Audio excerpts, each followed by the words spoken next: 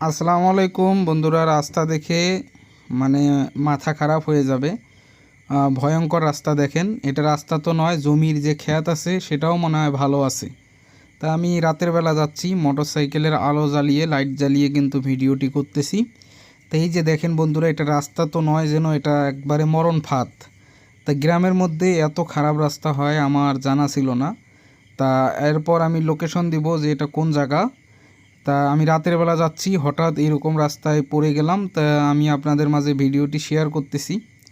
তা চেয়ারম্যান মারা গেছে কিনা তাও জানি না, কারণ এত ভয়ঙ্কর রাস্তা রাখছে। দুইটা ইট বিছে দিয়েও রাখতে পারতো। তা এটা লোকেশন হচ্ছে 1 নম্বর ইউনিয়ন, ঠিক আছে, ওই যে হরিরামপুর, ছোট হরিরামপুর। তা এটা হচ্ছে দিনাজপুর জেলা পড়ছে, ঠিক আছে, রংপুর বিভাগ। তো এই যে দেখেন ভয়ঙ্কর রাস্তা, এদিক দিয়ে মানুষ হেঁটেও যেতে পারবে না, কোনো যানবাহনও যাবে না, এরকম অবস্থা।